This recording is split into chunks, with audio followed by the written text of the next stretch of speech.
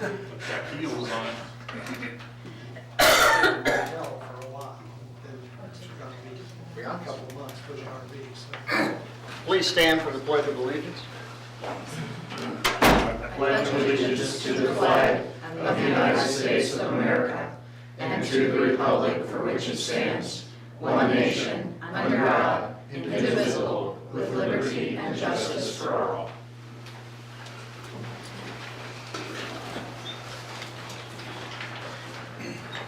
Thank you everyone for being here and those that are watching. I have a very short mayor's report. I wanted to say that I participated in the day of prayer this last week, which was very enjoyable and moving. It meant a lot to me this year more because of my experience and the way the city prayed for me to get healthy. So it was quite a moving experience for me. And also on Friday, the tourism department and myself and several other people were at the train station to welcome people. It was transportation week. I don't know, I don't have that all right probably, but anyway, we had a good turnout and it was well received, I believe. The other thing is, just a reminder, My Fest is coming up. Note that there's changes this year, that normally the parades are on Sunday. This year they changed it to Saturday. So I just want everybody to be advised because traffic's going to be a real pain. At 2 o'clock, that's when the parade is. Like I say, normally they do it on Sunday. They have changed it, so that ought to be interesting. Okay, in the city of Hermann, you know, we're like any other city and many businesses. We need people. We are down 3 police officers. We need a dispatcher, administration assistant, and a part-time tourism service person. So if you know anybody that could possibly fill one of them positions, send them our way. Thank you. City Administrator? Yes, so I have an update on the CTAL well. We actually have a start date tomorrow. We're starting tomorrow, and it should be completed by the end of the month. Is that pump? Yes. The pump, okay. That's right. You've probably seen the work on Washington Street that's been started. They were doing the saw cutting last week, and then they'll be demoing hopefully this week. And then of course the concrete people will be here throughout the month of May. So they are working 7 to 3:30. They said they work around the bus traffic, and they will always keep one lane open. And that is one of the reasons why the My Fest parade is being rerouted down through, they're going to start at the firehouse in the lower city park and go past, Mozart there by the Lions Field and up to 6th Street that way. So the street department did some patching on Hollyhock Alley. They did a lot of patching actually. That's a very high traffic alley, and we get a fair amount of complaints about it, but a lot of traffic, and then the trash trucks come by and pretty much tear it up again. So, but the street department did freshly patch some of the really bad places there. The Parks Department is busy getting ready for the pool to open.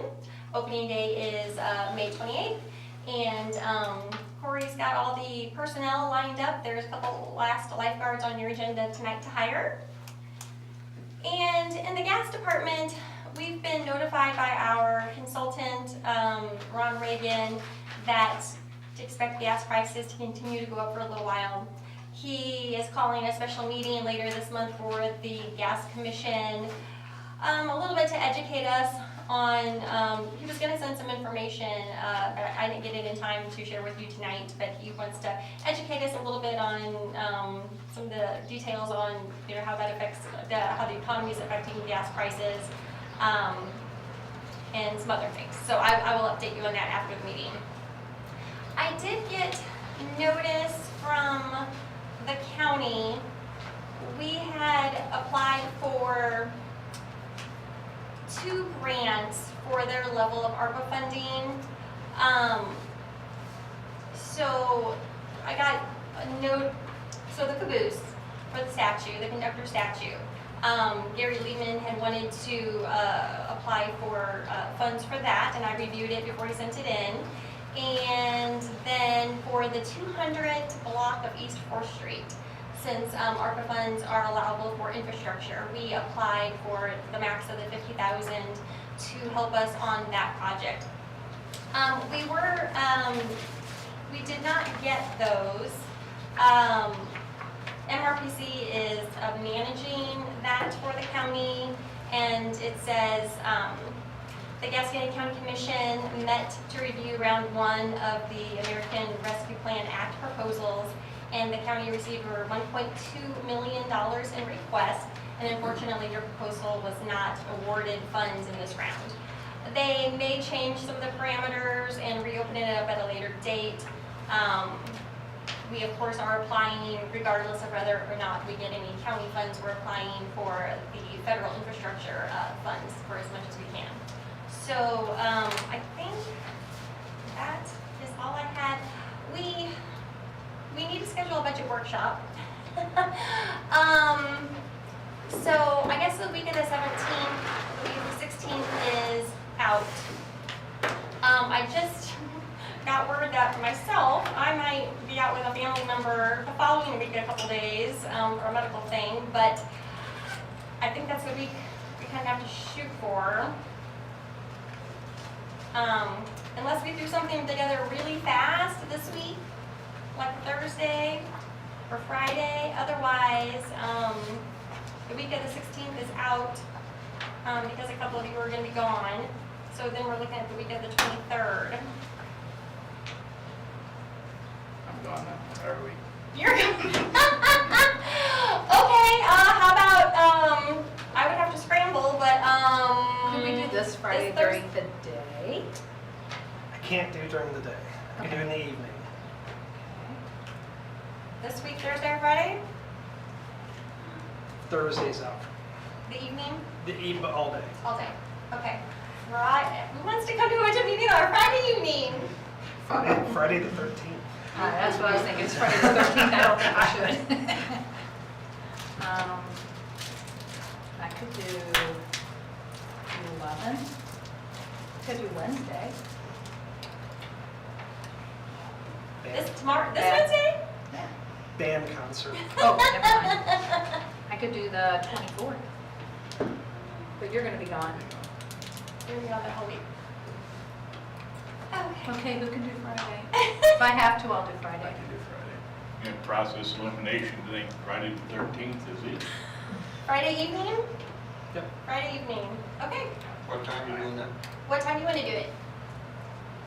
Earlier? 6. Like 6? 5:30? I'd 5? say 5:30 to 6, somewhere here. Earlier the better. Yeah, for me too. 4? No, I can't do that. Not 4. 5? 5 or We 5:30. got an auction going? Yeah.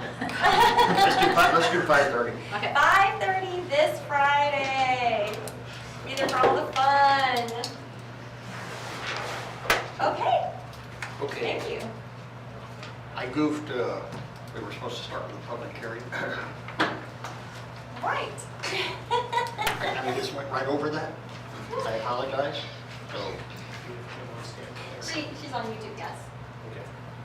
oh, All right, we can go ahead and call this hearing to order at 7:10 on Monday, May 9th. And this is a hearing to consider a request for a conditional use permit from Nicholas and Brittany Renfro to expand their business to have liquor sales for outdoor consumption in the private walkway located between 220 and 222 East First Street in the C1 Commercial District for more than 12 operating days. Excuse me, 12 operating days per year. And there is a transcript being prepared of this hearing. We have our court reporter tuning in, and so she's taking that down. The applicant, if they're here, will have an opportunity to present their case and explain why they think they need this permit. Of course, the mayor and the board can ask questions. The mayor should go ahead and ask those in the public if they have any comments or questions, either in favor of or against. After that, the board may deliberate and vote. A majority vote of the board is needed in order to rule or to either grant or deny this permit.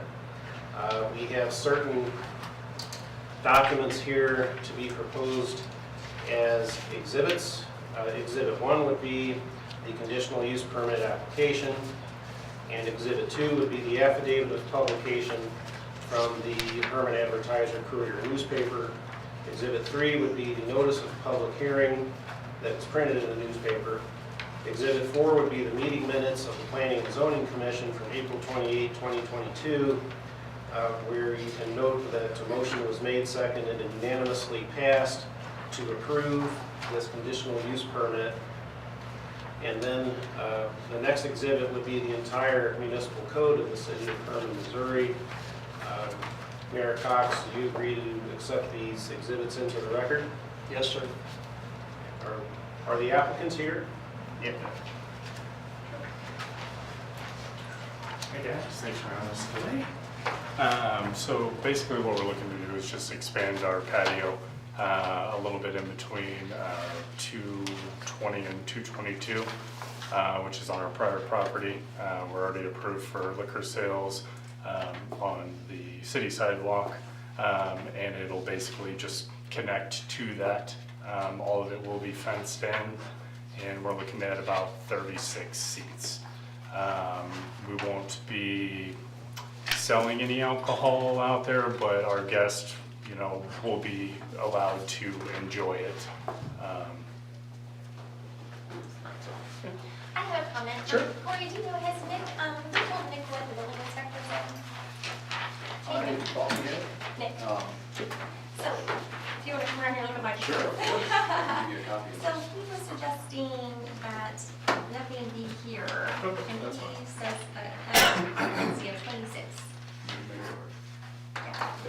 That was the building, you all have that in your packets. That was the building inspector's recommendation that it be a maximum occupancy of 26. Is that based on, I guess, square footage? Is that how we calculate? He has a formula about square footage. About 15 square feet to a person. Okay, sounds good. I'm fine with that. We can make that work. Okay. Anybody else have any questions? No. I have a motion to, Does anyone in the public have any questions, comments? thank you. Now, do I have a motion to approve? I move to approve the conditional use permit for Brittany and Nicholas Renfro. Motion's been made, a second. Second. And this would be a permit with the conditions that Ms. Haney just mentioned regarding the maximum number of people and the other comments of the building inspector, correct? Okay. And first and second. All in favor, aye? Aye. Any opposed? So carried, sir. Thank you guys for your time. Thank you. Good luck. Okay, now we'll get back on the right track here. Public comments. Mark Pointek, is that how you pronounce that? Piontek, close, close enough. Good evening. My name is Mark Piontek, and I'm the attorney for JSL Holdings. Those are the folks that have been up here a number of times talking about the proposed food truck vendor license. I know I was here once before and addressed the board on that issue. I want to thank the mayor and the board for their time and their consideration to our concerns. And Dave and I have spent a fair amount of time going back and forth over some of the language in the ordinance, and I appreciate you authorizing him to work with us on that. Let me just say, in general, we still don't think that the food truck vendor ordinance is necessary, but if you're committed to adopting something, we still have some issues with the draft that's before you tonight for consideration. For example, there's a section in here, 670.020, that says a food truck vendor who desires to operate a food truck on a city street, parking lot, or other city property during a festival or special event shall comply with the festival activities ordinance. The problem we have with that is that it uses the language, a city street, parking lot, or other city property, which indicates to me that this is applicable to only city streets, parking lots, city parking lots, or other city property. Now, I understand that that's maybe not what is intended, but that's what it says. So if you look at that language wouldn't apply to my folks or anybody that's operating a food truck on private property. But then you go to the food or the festival ordinance, and it says it applies to public and private property. So there's a bit of a conflict there between this ordinance and what your festival ordinance says. So that's one concern that we have. Another issue I have with this is in section 670.070, it says a permit can be revoked or subject to adverse permit action for any city code violation. Literally, that means if a food truck vendor is driving down the street and they run a stop sign or they make an illegal turn or something, you can come back and revoke their permit. Even though the violation has absolutely nothing to do with the operation of the food truck, it's a violation of city code to roll through a stop sign or make an illegal turn, and that would subject the food truck vendor to having their license revoked. It seems to me that the better language would be that it could be revoked for a violation of this ordinance, not any violation of city code. Again, if somebody's driving 40 miles an hour in a 35-mile-an-hour zone, that's a city code violation, and potentially they're going to lose their food truck vendor permit. So we have some concerns with that. I also have some concerns with subjecting somebody who owns a food truck and has a vendor's license and maybe at the same location week in and week out on private property, and then when it comes to a festival, they have to apply for a special vendor permit, and then it's fairly much, under the language in the ordinance, it's pretty much in the discretion of the Board of Aldermen whether they're going to get one or not. So at some point, somebody decides, hey, we don't like this food truck vendor, even though they've been operating here week in and week out, we just won't issue them a permit for MyFest or Oktoberfest, and we'll shut them out that way. That's a bit of a concern to us because there's a great potential there for what we would call arbitrary and capricious action by the mayor, not the mayor, but the Board of Aldermen. So we have some significant concerns about that.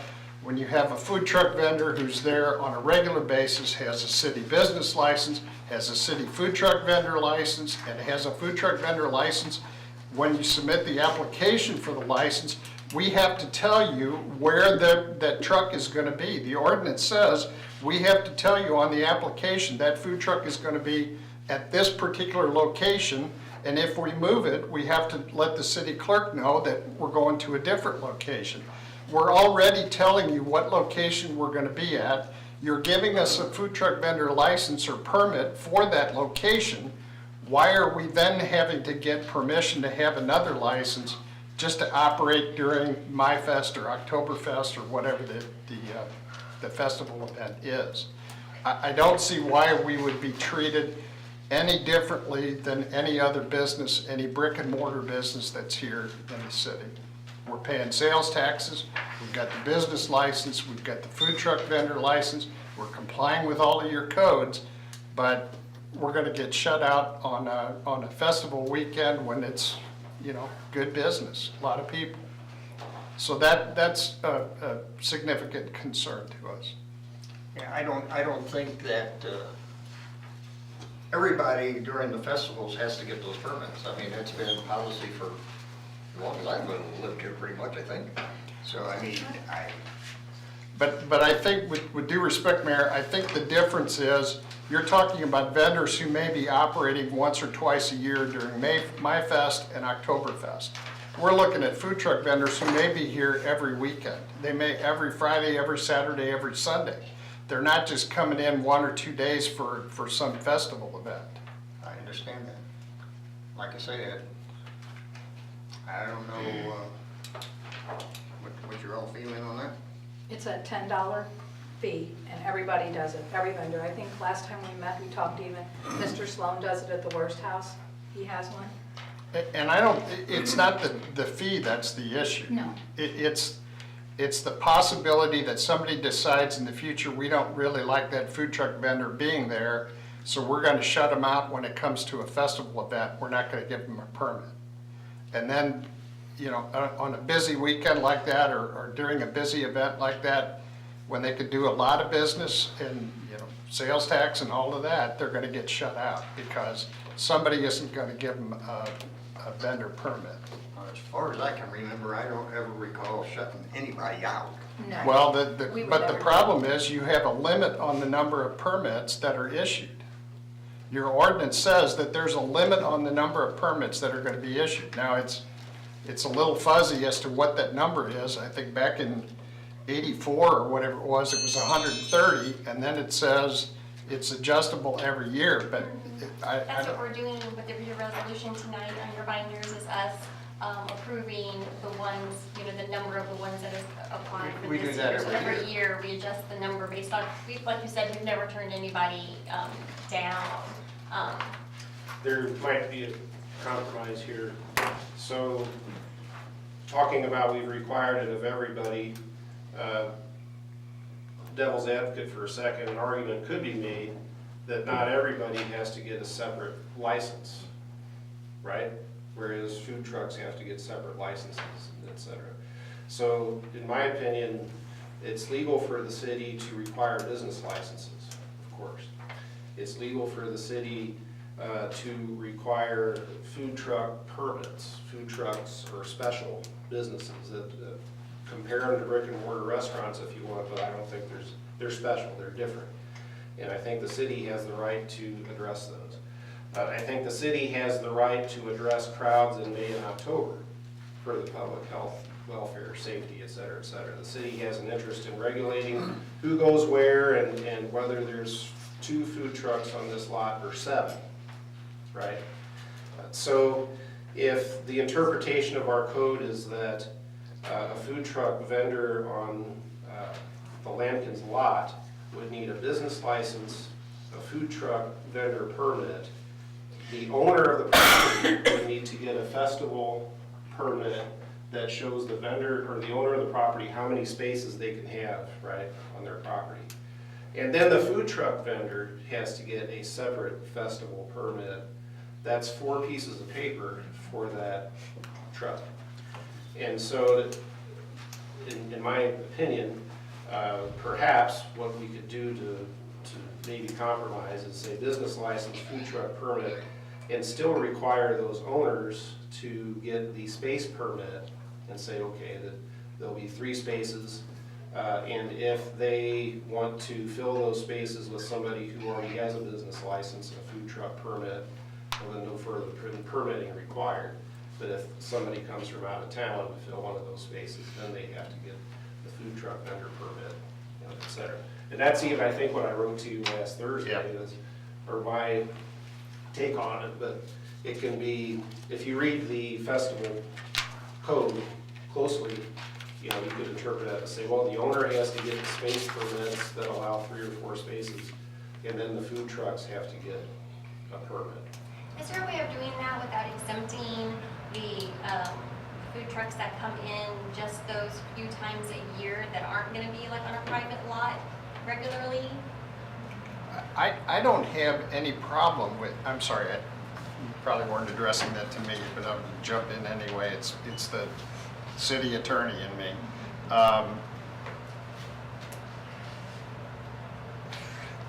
If they're operating on a city street or a city parking lot or other city property, I don't think anybody has a concern with if you're going to limit the number of spaces 2, 5, 10, whatever the number is, whether they're food trucks or anybody else, and whether they come in once a year, twice a year, or 100 times a year. They're still operating on city property or city streets. I don't think we have a problem with that. It's when you're regulating the number of spaces that can operate on private property And when your ordinance, and maybe you haven't applied it, but when your ordinance says you have the right to limit the number of those permits, that's a concern. Now, I understand your comment is you've never limited them, and that's fine, and if that's the case, why don't you amend the code and take that language out about limiting the number of permits that are issued? And it's not just a limit of the number of permits for a particular piece of property, it's citywide. So you may decide you're gonna have 80 permits this year or 50 permits next year, and we're gonna limit those permits to public property. So nobody on private property is gonna get a permit at all.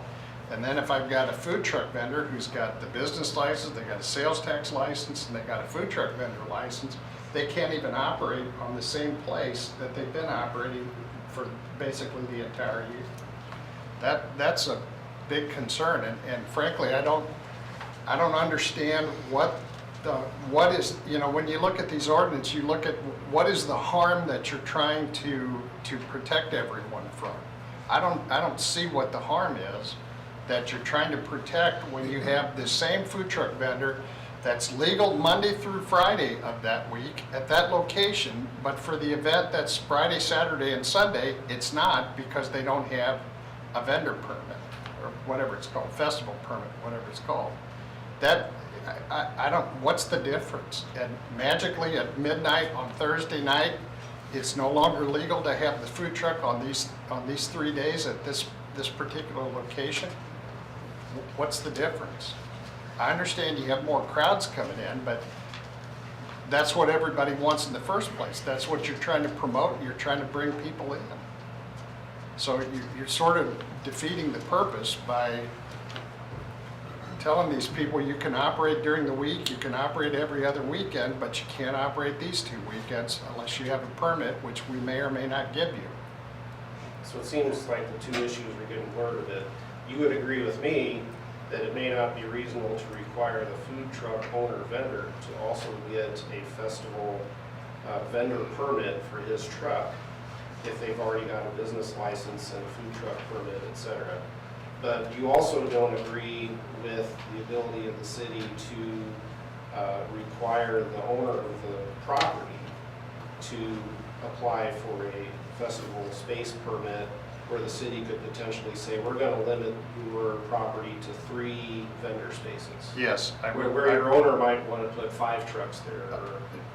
I would not agree with that. I agree with the first part of your comment about that it's unreasonable to require somebody to have a business license, a sales tax license, and a food truck vendor license, and get a festival permit or whatever it's called on top of that. I agree with that. I don't agree, though, that it's reasonable to go to the private property owner or require the private property owner then to get additional approval to have this same food truck there, or 1 or 2 or however many the space will hold. Who makes the determination how much space is required for each vendor? Who's going to make that determination? What yardstick are you going to use to make that determination? What's reasonable, what's not? There's all kinds of, it's just ripe for a challenge, let's put it that way. So this is leading over into a whole nother issue for you all, the fact that we require during festivals for vendors, property owners who want vendors on their property to submit an application to the city in order to get permission to have vendors on private property. We've been doing that, right or wrong, it's been happening since 1984.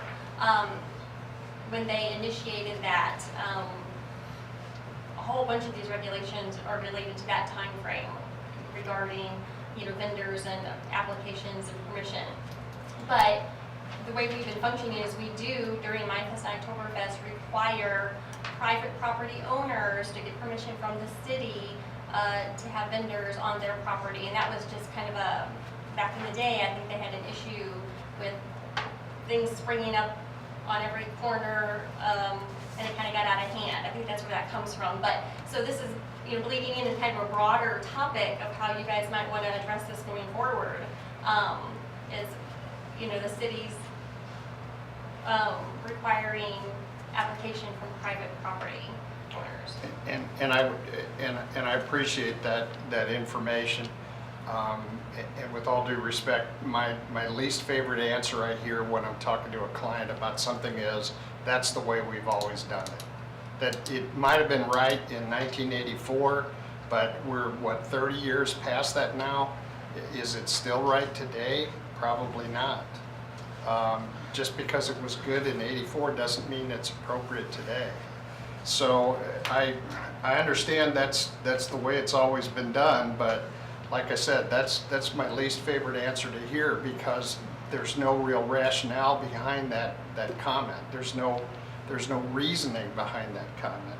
I have a question. Yes, ma'am. So if, say, on your private property, you wanted to throw a wine slushy truck out there or a beer truck out there, could you do it? If you can get a liquor license, you can.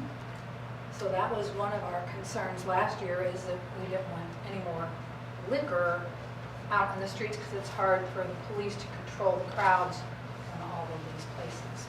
But are you saying you don't want them on the streets, or you don't want them on private property? Because to me, that's two different things. I think we voted because we didn't want them in either place unless it was an established business, didn't we?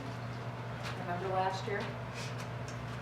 I think it did stipulate in this draft too that food trucks would not be allowed to sell intoxicating. Yeah, and we have no argument with that. In fact, I think I mentioned this before. In our particular case, there's going to be a liquor establishment next door, and we don't want to compete with them. We want to be sort of cooperative with them and feed off of each other, so to speak, food truck, so to speak, feed on. I tend to agree with what you're saying there. If a food truck comes in and they are business licensed, they have health inspection. I want to keep throwing that in there because that is required by the city, the county, and the state. And they have the food truck permit. I think that would be all necessary. And I Why agree with would you. they need a $15 festival event? I agree with you. That's exactly the position that we're in. If you're going to require a food truck vendor license, then a sales tax license, a business license, a food truck vendor license, a health inspection, what more do we have to operate at that location? Again, for 50 weeks out of the year, it's okay to be there, but for I don't know how long MyFest is. MyFest and Oktoberfest, we can't be there because we don't have a special permit. That just seems unreasonable to me. So. Question for the board to consider: do you think it's reasonable for the city to regulate the number of festival spaces on private property? Do you think there comes a number of food trucks parked on that lot between Save-A-Lot and whatever their building is, that's too many food trucks for the public health, safety, welfare? Does the code with the state, the food code manual, say anything? Because we talked about this in some of our other meetings, how much space between a food truck should there be for safety? And we haven't addressed that. Some of the other ordinances out there does specify X number of food trucks within square footage. And examples, say 219 East First Street, comfortably, they may be able to get 6-8 trucks in there safely. No idea. I'm just throwing the number out. Yeah. If all of a sudden we get 24 in there, let's say the deep fryers or something else that rubs, now we got 24, just throwing the number out. And during our festival events, the high population, the potential of first responders to get through there to a loaded parking lot. And I guess my response to that is, I'm a free marketer. If the market says you can have 3 here or 6 here, you have 3 there or 6 there. If you have 24 there or some number like that, it's going to make it almost impossible for people to move around and get from one place to the other, and the market is going to take care of that, and it's going to say, no, you've oversaturated this. You can't have this many on this lot because people can't move around, they can't function. So we need that in our ordinance, space between food. I think that's what Susan was getting at, you kind of clarified it is, yeah, I think maybe we need some type of restrictions, because if it's not in black and white, the door's wide open. Yes, sir. So if we could say safely, which may need the building inspector or Just other like they went to Doxy knowledge. Slush and measured that out, same thing. And to come up with safely, we can see you can have 8 food trucks on this property. Then we should be able to say, okay, fine, you have 8. Now, one leaves, you could bring another one in, but not to exceed the maximum number of 8 or 10, whatever the number may be. And we would know who the food trucks were in town because they've got their business license, their Yeah. sales tax and all that. So you want that added into this ordinance then? I think we need to have our inspector research distances, what other towns We'll have. get back to the original topic, I don't think the festival event fee would be needed. That's So are we main talking about the basic. festival event application that the property owner fills out, there's no fee for that? Or are we talking about the vendor space permit, $10 fee that the individual vendors fill out and pay? That's what he's talking about. I'm talking about both. And what are you talking about? Well, I was thinking about one, do we have to have the property owner apply for that permit, which is 15, and why would then the food trucks have to? I thought you said there was no fee for the business. So, there is no fee for the business. So the property owner, like you guys have in your packet tonight, there's a festival event application, okay, for private property. And so, the property owners fill that out to get permission to use their private property, for, vendors. And they put on, one of the questions on the application is how many vendor space permits do you need? And they put how many vendors they'll be having, but then those individual vendors are the ones who fill out a really short one-page application, and pay a $10 fee to get their vendor space permit. Mr. Piontek, you Yes, know, ma'am. you have this, you know what she's talking about.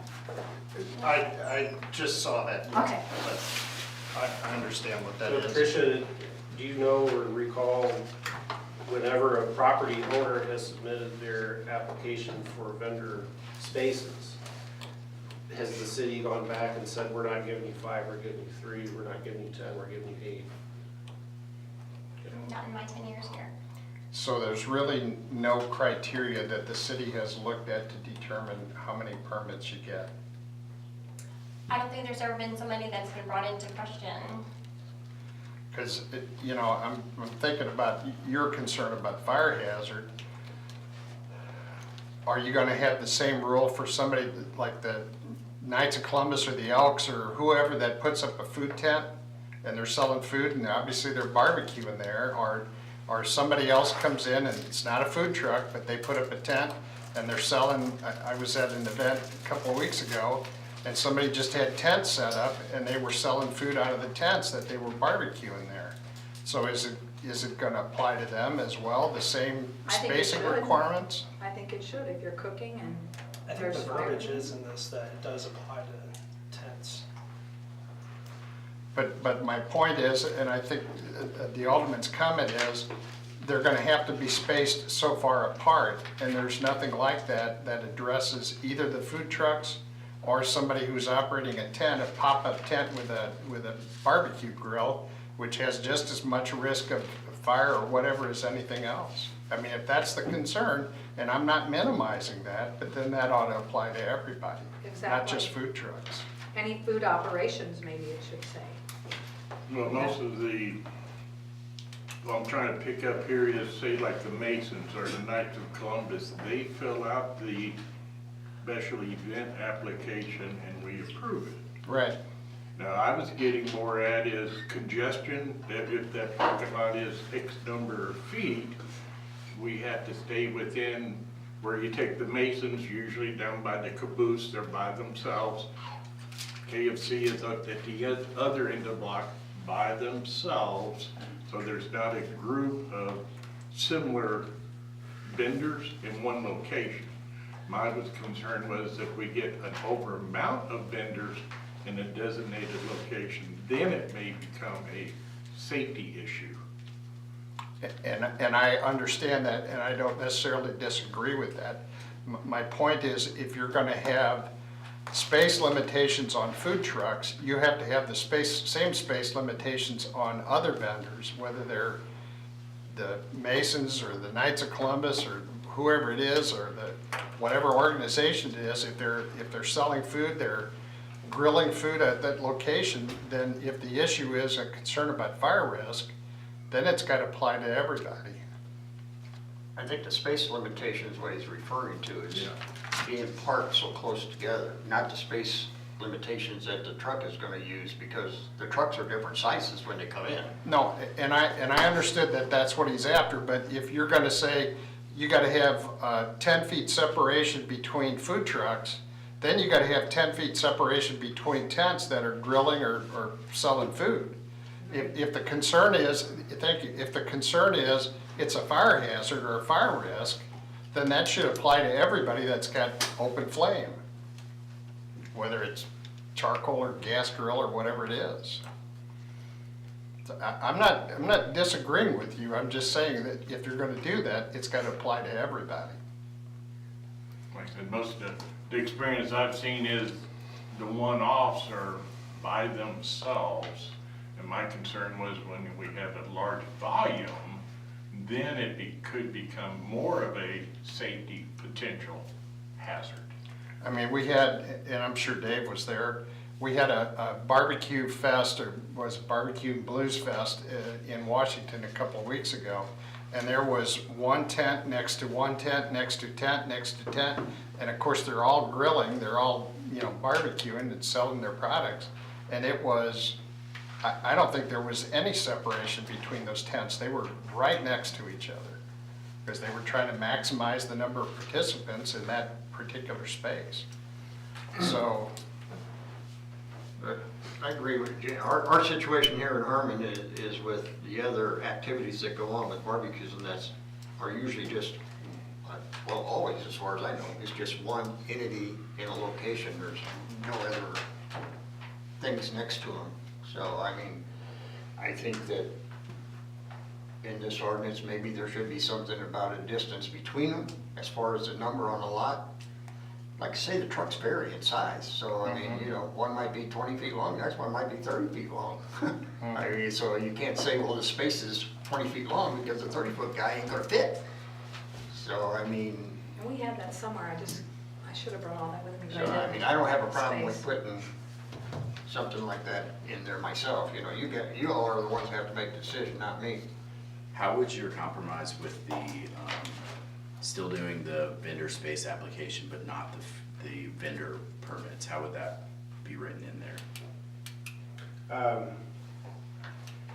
We would make the edit that Mark mentioned in 670-020, where it mentions private property, not just city streets, parking lots, or other city property. And then I would put an exception in the chapter 615 festival code, where it might otherwise say that all vendors must get a vendor permit, to say provided however, or accept food trucks that have a food truck permit per code section. Or chapter 6-7. So then that would apply for like My Fest, or when they close off the street, we have some sort of, like it would be My Fest or Oktoberfest. So any food trucks not on private property, or on private property, so basically anywhere in town on private property or public property, no food trucks would need vendor space permits. Not necessarily. The property owner on a public street doesn't have to get the property owner festival space permit, because the property owner is the city. In the city, a group would still apply, like say the My Fest committee would apply to the city to close down Schiller Street. And so they are in essence acting at, they fill out the festival event application for public property, but they're the organizing kind of umbrella over that. Okay. And so I guess I'm just wondering, so they would have food trucks who want to participate and pull up on the street, the closer streets have all kinds of vendors, and food trucks are some of those vendors on public street during My Fest. Do they need a vendor space permit like all their neighbors on the street? I would think just doing it for the private be the answer there, leaving the public the way it is, and for private allowing a vendor space application for the owner to be done and not individual vendor permits for the food truck. Let's get So our legal if I- right. You need to say festival event Festival, application yes. versus vendor space. A lot of permit. permits Okay. go on. So the special event application would fall on the property owner, Correct. not the individual. Correct, because we've already got their food truck application, business license, everything. Could that be done? Just for private? Okay with that? Like, But now, the question is, are we doing that just, this might be a question for another time. Are we doing that just for food trucks, or are we doing that for all private property during festivals? On private property lots where there are these tents that they've been talking about? Well, sure, during any festival, anybody. Well, let's, No, there's this Like lot, this. there's trolley lot. Is there a bunch of tents and trucks and things on that? sometimes they ask for vendors there, sometimes on that one right across the street from them. I can't think of too many open lots of downtown. Well, Hermann lumber. yeah, I was thinking maybe we not a could lot, there's not. write in here where it talks about during a festival or special event, that the food trucks could be exempt if they have the business license, sales tax, and health inspection, and the vendor permit. They would be exempt from having to get the festival permit. Yeah, well, in your code, your proposed code requires all of those things. You have to have a sales tax license, you have to have a business license, you have to have an inspection from the health department, and you have to have a food truck vendor license. So to me, if you're gonna do what you're suggesting, then you take this entire section out of here, because you're gonna exempt them from these food truck vendor license. You take this section out and you instead say, food truck vendors are exempt from the, whatever it is, the Chapter 615 regulation of festival activities. Provided they're on private property. Yes. I know you're all probably sick of hearing about this ordinance and. Now we want to get it right, so. And I appreciate that, and there's been an awful lot of questions that have been brought up tonight, and a lot of different thoughts about what should happen with this. I almost hate to say it, but, because again, you're probably sick of this, but I would suggest that this is probably not ready for approval tonight, based on the number of comments and questions and concerns that were raised. But again, that's your decision. Can we keep talking about this and just talk about it all now? Since we're doing it anyway. It's out of order, but, because I think we should wait, and I think we should add space requirements. And I think we should also say under 670.070, that it should say, for any city food truck chapter violation, so that they do speed through town, they get a speeding ticket.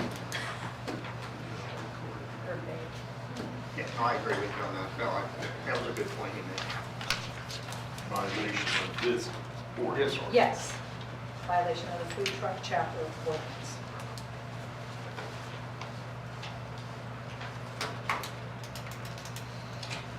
And we can talk about it again. Okay. What do you guys think of the code, or of the permits, the permitting applications? I'm good with what you said earlier. Private? Yeah, private. The obligation on the personal property owner, not the individual businesses. And I wouldn't have that much heartburn with that if you eliminated that language about that there's a limit on the number of these permits. That concerns me, because, you know, at some point in the future, somebody falls out of favor and they say, well, we're just not going to give you a permit, or we're only going to give you one, even though you've got a 20,000 square foot lot, we're only going to give you one permit. They would be well advised not to do that. I appreciate that, but as you and I both know, sometimes you give advice and it's accepted, and sometimes you give advice and it's ignored. So But with the space requirements, that would be, in essence, a That is, limit. in itself is a Yeah. It's limitation. a limit, yeah. Mhm. Any other questions? Otherwise, I've taken up a lot of your time. I do have one, and the verbiage, and I don't know if this is, because if I'm correct, you had a hand in writing the city of Washington. A little bit. A little bit. The 670.050, oh, I'm sorry. 670.040, item B, bullet point 2. If the food truck has been inspected by the Gaston County Health Department or the Health Department of any other Missouri county, then a copy of the inspection report shall be provided. Not saying in there that it must be inspected, it says if it is, please provide us with a copy. I think it must be inspected by somebody. Well, when we had our health department representative here, said of the surrounding counties, the only one that he would possibly accept would be Franklin County. That's the only one I, And Franklin, they would come out of Warren County. probably Crawford St. Louis County, St. Louis City, St. Charles County, maybe Jefferson County, I'm not sure, would require food truck inspections. But if you've got somebody that's, they live in St. Louis County, but they don't operate the food truck there, they're never gonna get inspected by St. Louis County either. So I don't even know if you would require them to get an inspection, if St. Louis County would even come out and do one if they're not operating there. If they have one already is what we're saying. You need to Yeah. have a copy of that or else they have to get one, right? Yeah, and that's my point, where do they get it? Gaston County Health Department. They're gonna know a couple weeks in advance they're coming. They're not just Well, gonna they show would up apply on. Well, and here's, not to belabor this, but Okay. I think we brought this up before. These people roll in on Friday night at 5:30 and the event starts at 6:30. And they can call ahead 2 weeks earlier and say, we're gonna be there, but the truck's not gonna be there for inspection until 5:30, Friday night. So they're not necessarily, and the guy from the county did say he's on call 24/7, but it's not reasonable to expect him to get there in 15 minutes, so. No, but maybe that means you need to get your ducks in a row and have a Well, I plan. think in item B, this is for the application of the food truck permit, that this would be part of the application process. They wouldn't come to town if they don't have their food truck permit. So this is part of the application process that they have to provide inspection. And like the example there, if they roll in at 5:30 Friday afternoon, unless they had their business license, they can't set up. Yeah, they're not gonna have a food truck vendor license at Yeah. But the- 5:30 or they- 6 o'clock. They should tow their food truck to Hermann. They can get it in the county they live in. Ahead of time, or St. Charles, or But Franklin. that's my question, if they live in St. Charles County, but they don't operate a food truck there, can you even get the county health department to come out and do an inspection when they're not operating there? I'm certain they've had to have a food inspection at some point to be A lot of times they operating. have commissaries that has to, if it operates in St. Charles County, it has to be inspected. Yeah, but that's my point, if they're not operating there, they just live there and they're moving out here for the weekend, can you even go to the county health department in St. Charles County and say, hey, can you do an inspection because I gotta have one in Gasconade County?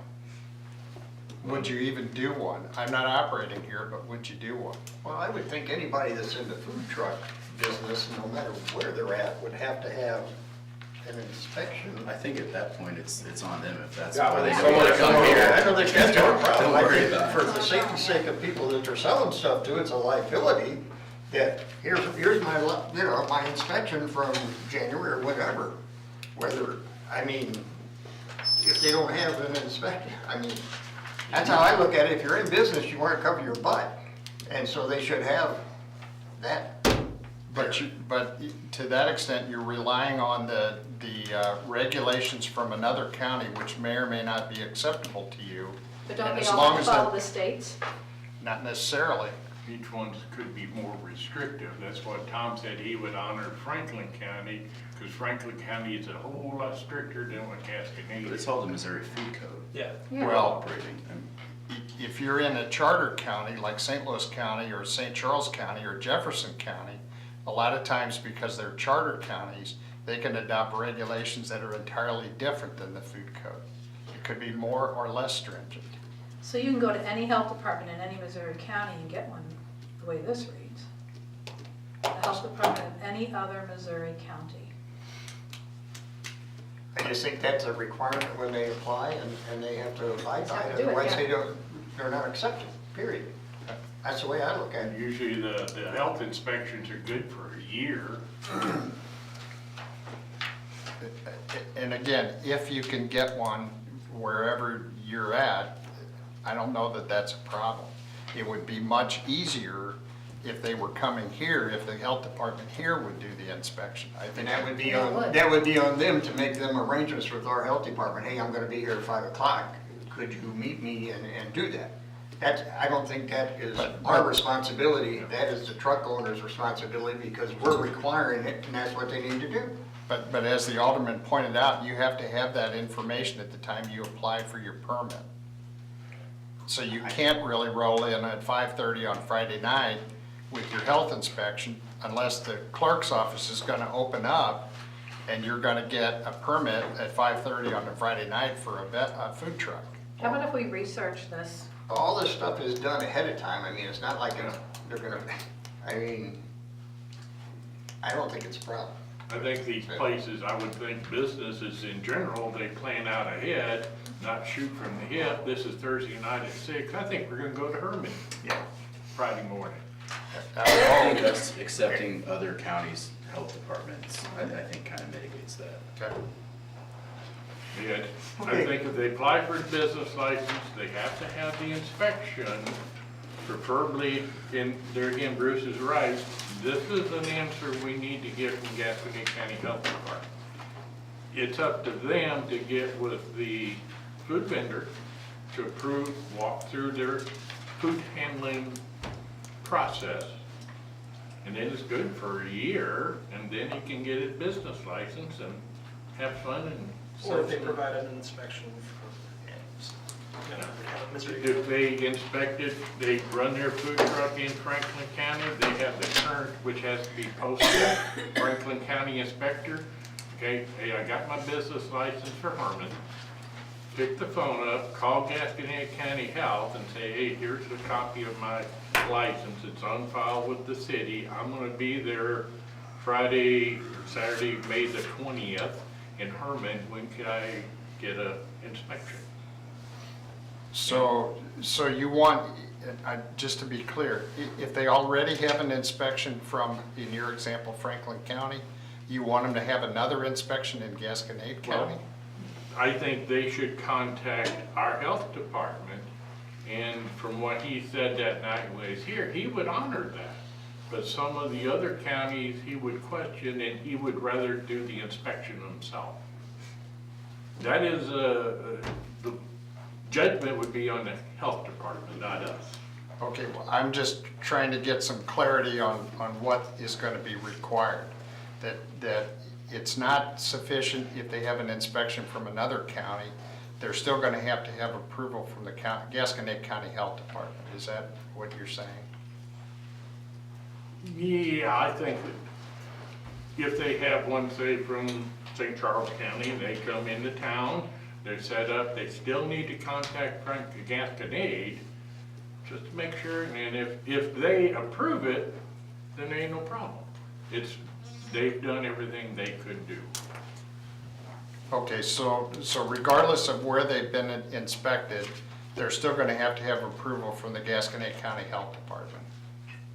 Yes, if you want to use that terminology. It doesn't say that in here. I Yeah. don't think so. I don't think that's what we were looking for. I don't think that, No, I think that's as not long what as this we let the says. Gasconade County know when we receive these inspections, it's on them. If they want to contact them, they can. We give Right. them their contact information, what dates they'll be here. It's the ball's in their court. yep, I agree with you. Okay, So, Go ahead. again, we're gonna get an inspection report from anywhere, any other county that's the way this. In Missouri. in Missouri. And if Gasconade County isn't okay with it, they will come and inspect you. And then the day that's you're in that's operation. their problem. That's Okay. Okay, You've been on this a long time. Yes, sir. And I didn't want to monopolize your meeting, and I certainly thank you for your time. Okay. You don't ask questions, you don't get the answer. That's true. Sometimes you don't get the answer you want, but at least you get an answer.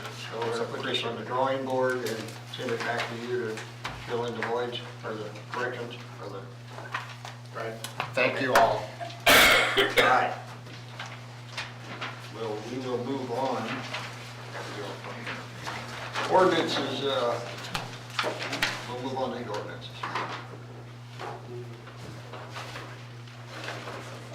All right, first is bill number 2022-19, an ordinance to approve a contract by and between the city of Hermann, Missouri and On Media to provide a live and digital media advertising campaign. Any discussion? Have a motion to approve? I move to approve bill number 2022-19. Motion's been made, do I have a second? Are you doing all these read twice because of the time? Anybody? I would think that'd be great. Did I have a second? I'll second. Motion made and second, all in favor, aye? Aye. Any opposed? So carried.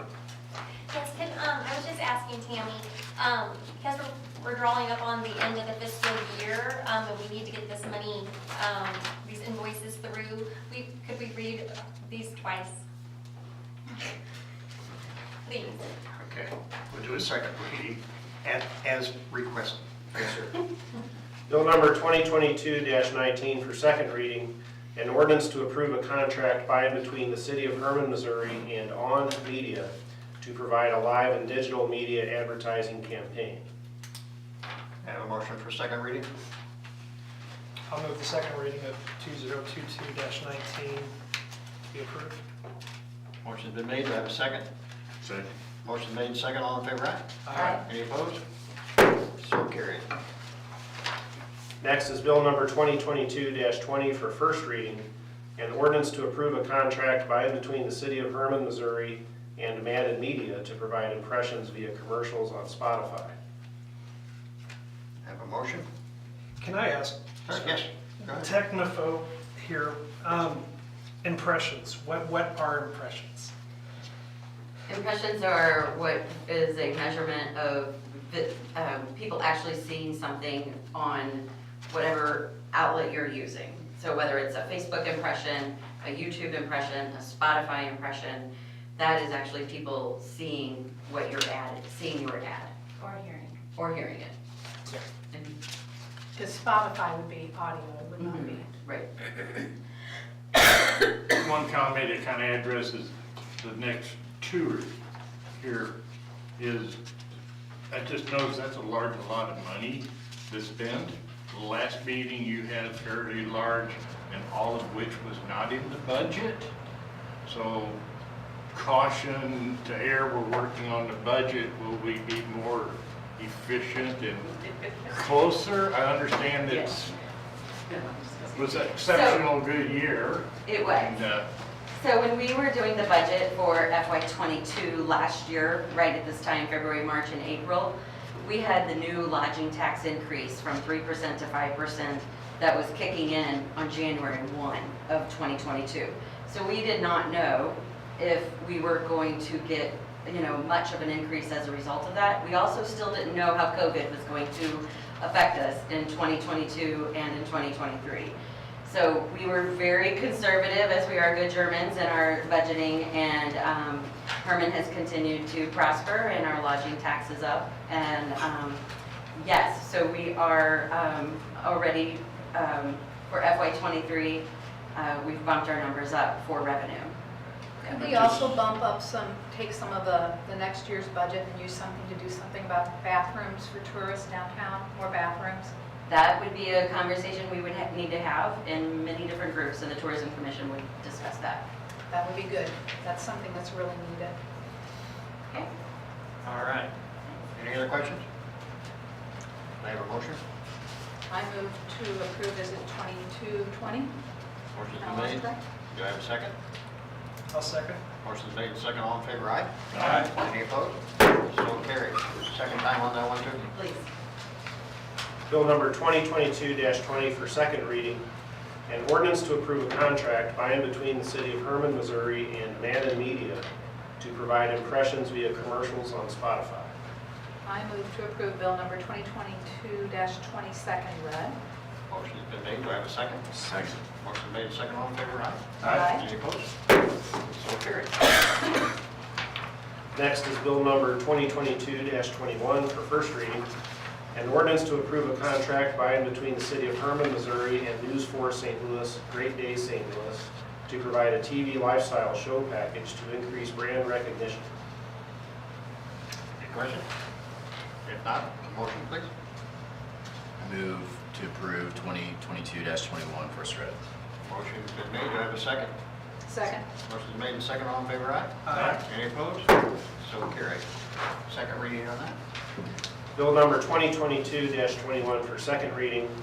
An ordinance to approve a contract by and between the City of Hermann, Missouri and News 4 St. Louis, Great Day St. Louis to provide a TV lifestyle show package to increase brand recognition. I move to approve bill number 2022-21 second read.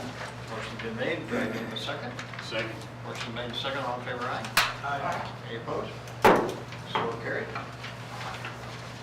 Next is bill number 2022-22, an ordinance to approve a contract by and between the City of Hermann, Missouri and KOLR 10 and Ozarks Fox to provide a TV lifestyle show package to increase brand recognition. A motion? Or any discussion? If not, I would like to say that I don't know who in the tourism department negotiated these rates, but they are awesome. I know we've had proposals in the past that were 5 times these amounts. Yeah, So this is good value. thank you. all right, do I have a motion? Motion to approve bill number 2022-22. I have a motion, do I have a second? I'll second. Motion made and second, all in favor, aye? Aye. Any opposed? So carried. Also second.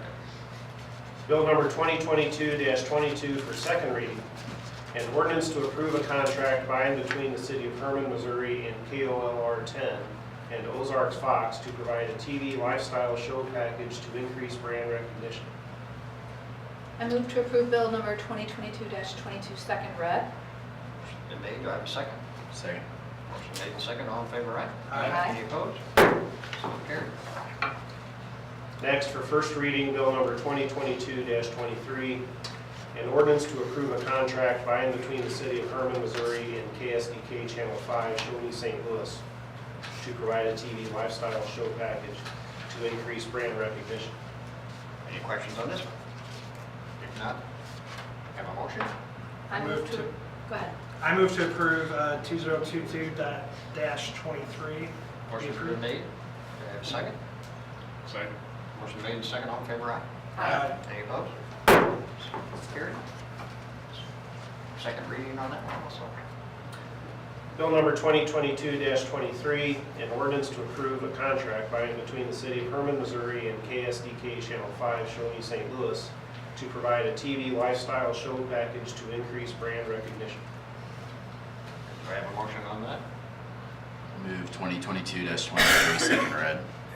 Motion's been made, do I have a second? I'll second. Motion made and second, all in favor, aye? Aye. Any opposed? So carried. And the next one is the food truck ordinance, Did which we read that one twice? You just did. Okay. Where you been? And you got Yeah, the food truck one, we'll just, not do that. Okay, move on to resolution. Yes, the resolution on for this evening is a resolution authorizing the issuance of space permits for the MyFest Festival. I move to approve resolution number 1318 for 108 spaces. Motion's been made, do I have a second? Second. Motion's made and second, all in favor, aye? Aye. Any opposed? So carried. Okay, we will move to old business. Anyone have any old business that they'd like to discuss? Are we going to have Mr. Fleach come and talk about the occupancy permits maybe next time? Yes. And where are we at on the K69 volt lines? The easements are drafted, they've been sent to Central. Next step is we're waiting, Public Works Director, I'm sorry. Jesse is waiting for the green light to go ahead. He's got to go to the property owners, about a half a dozen of them or more, and explain to them that we now need this easement for this line that's been over their property for years, and see how that goes. But we're making progress. Cool, thank you. Anyone else? Any new business? I do have a slight piece of new business. I would like to ask the citizens of Hermann to be aware of the construction going on Washington Street. As the construction goes on, to please not park, and ask, Chief Walker if he can assist in encouraging people not to obstruct the construction. It's been a long time coming, and I'd hate for people not moving their vehicles to gum up the works. All right, good point. Any other new business? We will move on to motions. Do I have a motion to approve the minutes from the last meeting? I move to approve the minutes from the April meeting. Motion's been made. Do I have a second? Second. Motion made, second, all in favor, aye? Aye. Any opposed? So carried. Invoices for payment. I move we pay the bills. I have a motion to pay the bills. Do I have a second? Second. Motion made, second, all in favor, aye? Aye. Any opposed? So carried. Conditional use permit renewal, 108 East 13th Street, LLC, Zachary and Ashley Michael, owner unoccupied guest house at 108 East 13th Street. Is everything good there, Trish? Yes, everything's good there. If you'll recall, last year we renewed this is when, you'll see here, there was a copy of their variance. Remember, that was a condition, and they got the variance from the Board of Adjustment. And you'll see in there a note that there haven't been any problems, and their checklist now has been completed. Yes, Corey? So they're good. I move to approve that then. I have a motion to approve. Do I have a second? Second. Motion made and second, all in favor, aye? Aye. Any opposed? Carried. Conditional use permit, renewal, concert hall, and Barrel Alex Demi outdoor liquor consumption, 206 East First Street. Any discussion? Do I have a motion to approve? Move to approve. Motion been made, do I have a second? Second. Motion made and second, all in favor, aye? Aye. Any opposed? So carried. Hire Paula Brewer as a tourism services assistant. I move to approve Paula Brewer as tourism services assistant. Motion been made, do I have a second? I will second. All in favor, aye? Aye. Opposed? So carried. Hire Skylar Sutton as lifeguard for 2022 pool season. Mr. Mayor, I'd like to add one more. This one came in today, and this will fill our final and 14th of our goal of 14 guards we were going to hire.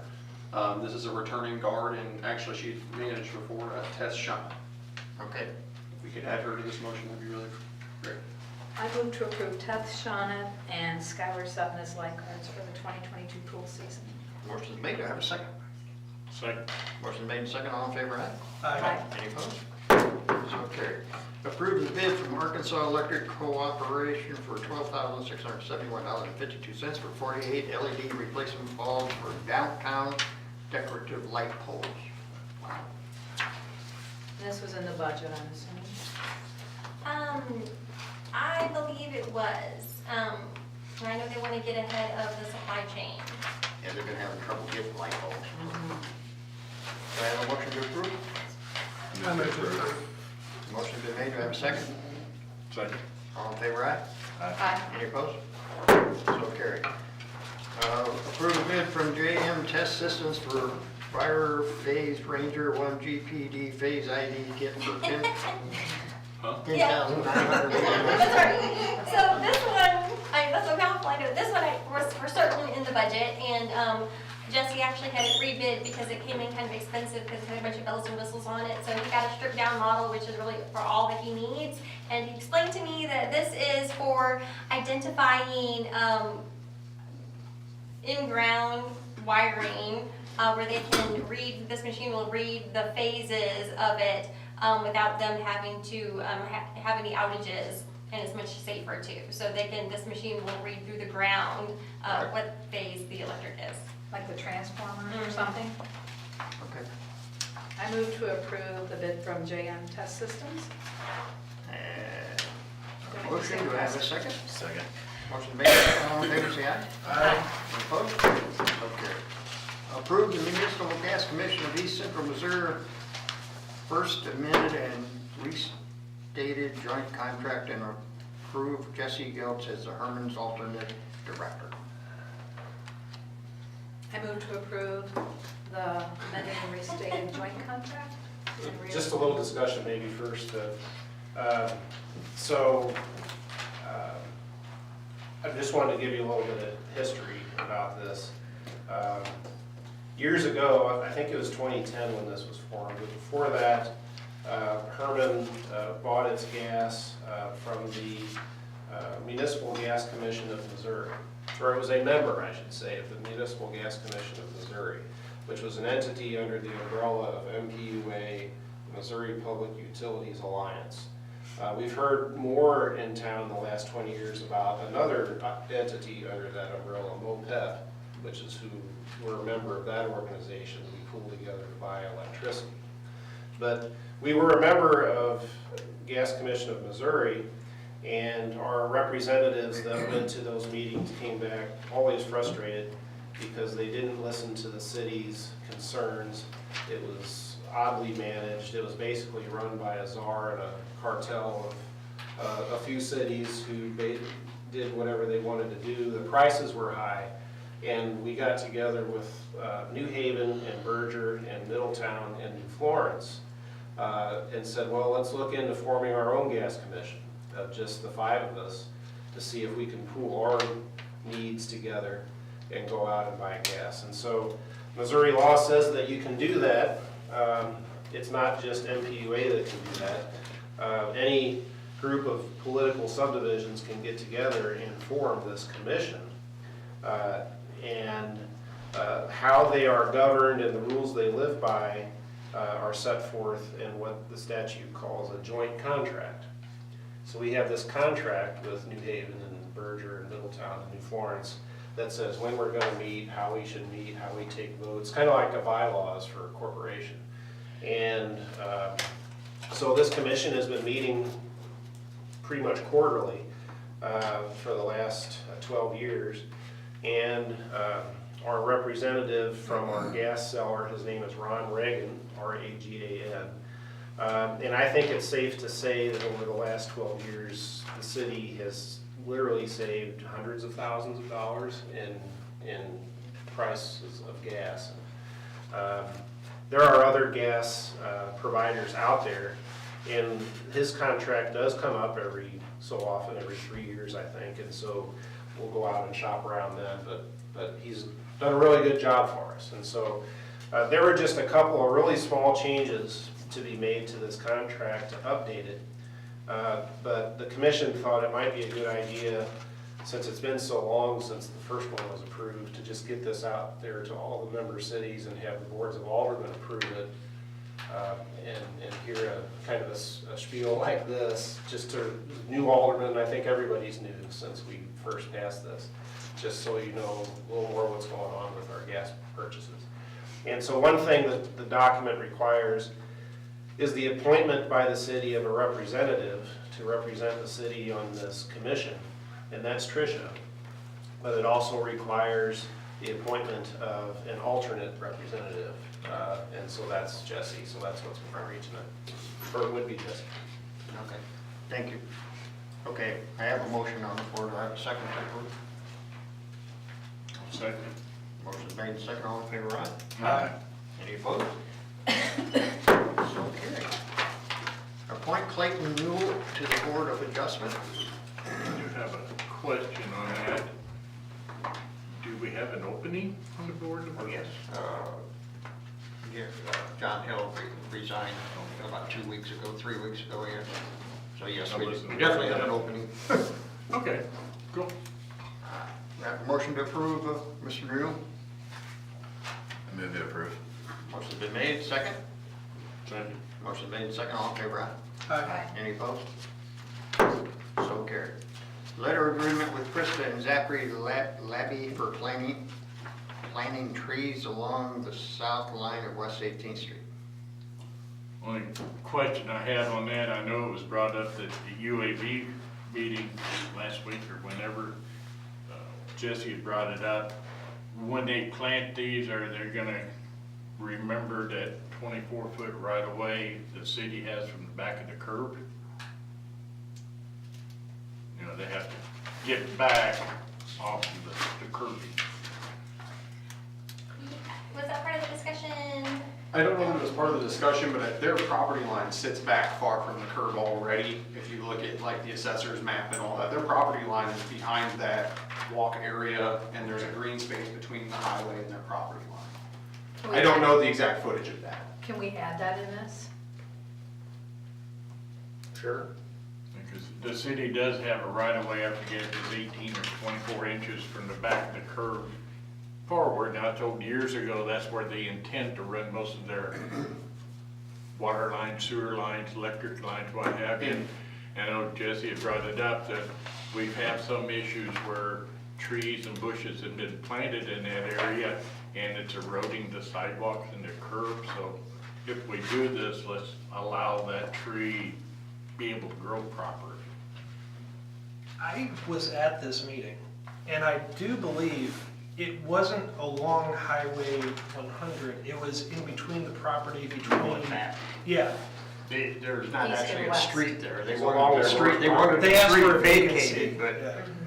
they're going down in between what used to be the ice house and their property there. And they understand that if those trees got big and at some point that was developed back there and paved and stuff, that those trees. Let's just say where it says West 18th Street, and that's the one out here. Yeah, no, it's over there. And also, the end of that, where it meets the highway, is actually all gravelled in right now. That's where Van Boeven's used to come in and out, and they had no intention of changing anything there. If that helps, some context. More clear, I was thinking of the street out here, I went, No, let's make it's sure they're back, and still, again, way on the other. they need to stay back far enough so the roots doesn't interfere with the growth of the tree and property. So any other discussion? You want to go ahead and entertain a motion to approve this then, now that you know where it's at, and what they're doing? I make a motion to approve. Okay. I'll second. Motion's made, second, all in favor, aye? Aye. Any opposed? So carried. Vehicle for hire license for wine country wagon rides. Have a motion for that? Move to approve. Motion's been made, do I have a second? I will second. Motion's made and second, all in favor, aye? Aye. Any opposed? So carried. Caterers permit J Rigging Company MyFest Vendor Amphitheater, May 21st, 22nd. Have a motion to approve caterers permit? This is at the amphitheater. Yes. I move to approve. Motion's been made, do I have a second? Second. Motion made and second, all in favor, aye? Aye. Any opposed? So carried. Festival event application 2022 MyFest Committee, picnic in the park, Upper City Park and Bandstand, Sunday, May 22nd, 2022. Can we have this explained a little bit so the citizens know that this is for them too? Sure. Sunday, May 22nd is the picnic in the park. This is the 70th anniversary of the MyFest this year, so we definitely want the community to come out and celebrate it. There'll be pink lemonade and bratwurst. St. Paul's United Church of Christ is serving meals, and the Late Eggs will be playing in the bandstand. So please come out and enjoy it. It'll be a wonderful afternoon, and should be a great time, and free to families. Thank you. Do I have a motion to approve? I move to approve the festival application. Motion been made, do I have a second?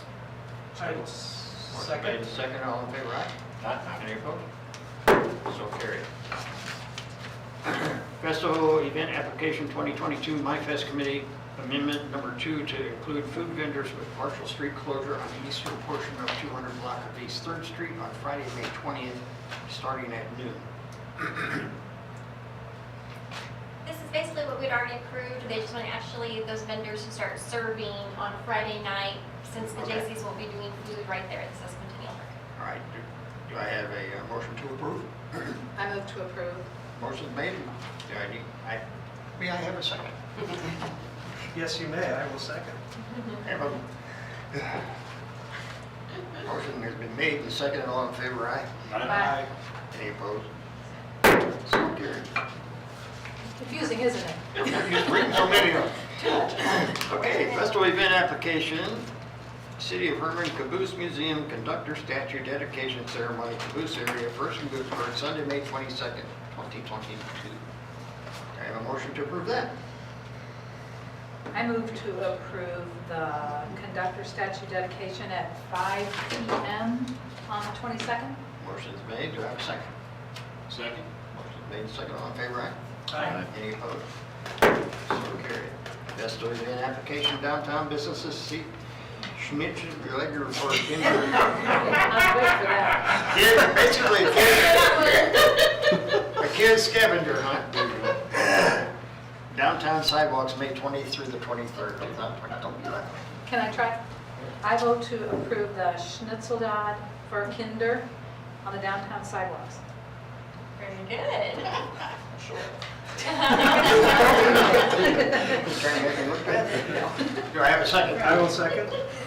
Can you repeat? Okay. Motion made and second, all in favor, aye? Aye. Any opposed? So carried.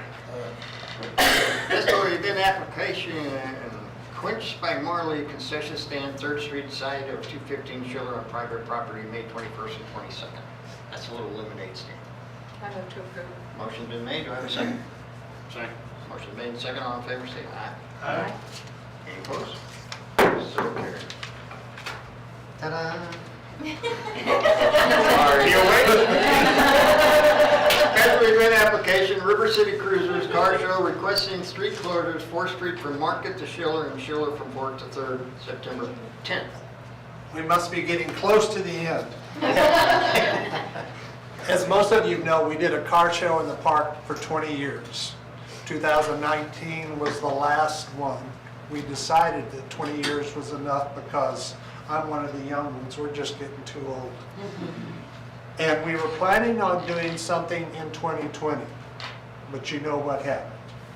So we were planning on the same weekend because car people, once they get into a rhythm, they have certain places they go every year, and people loved coming here.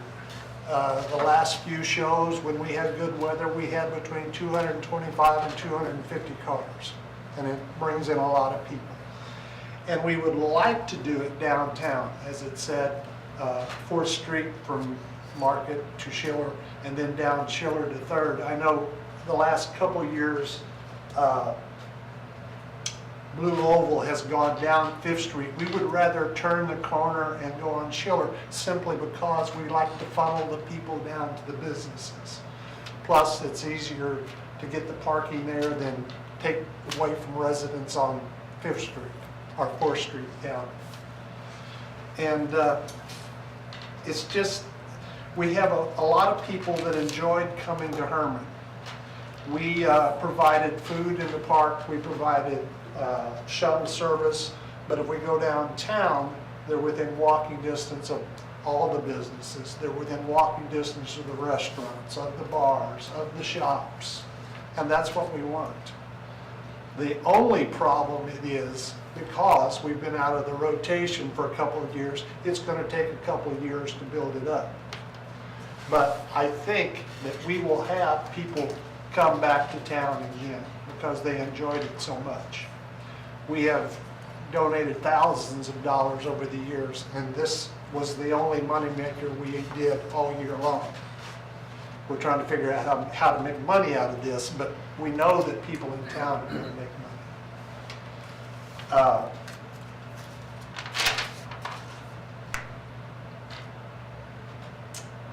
I think you're losing your soul. You sold us.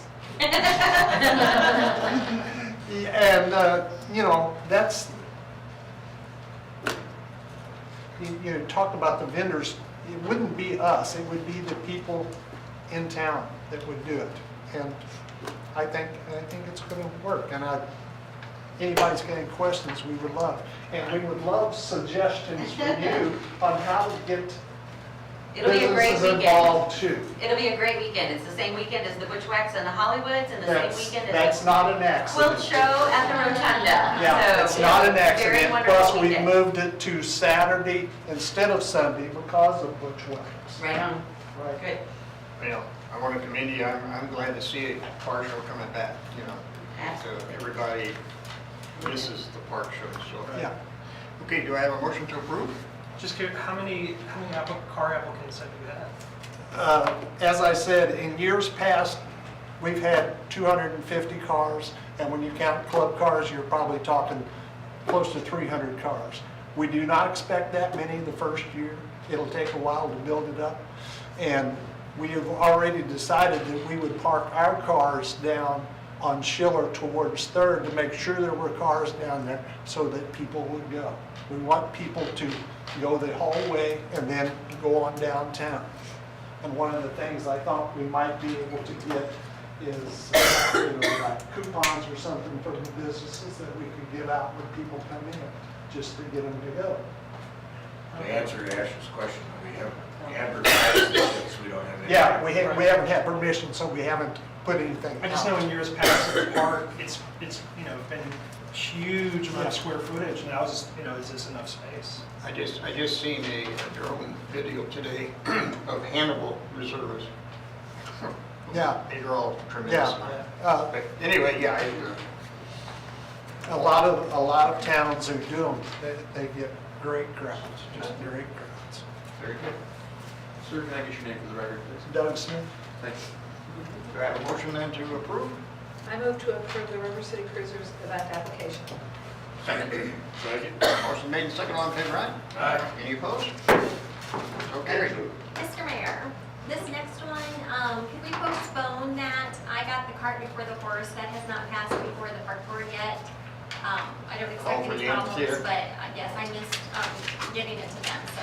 And it's not until September, so we have. Okay, then not on your agenda, I have two more here. She gave me this at the beginning of the meeting, application for special use of public facilities, Calabite, will be held at the Ackerman and Associate, 111 East 4th Street, Wednesday, May 11th, 11 a.m. to 1:30. We're giving away free pizza. Yeah, if you're a member or you sign up, you get free pizza, lunch. Would they have 8,000 customers or something like that? Yeah, there, yes, 8,000 customer celebration. So, Motion to approve? motion's been made, do I have a second? I'll second. Motion's made and second, all in favor, aye? Aye. So carried.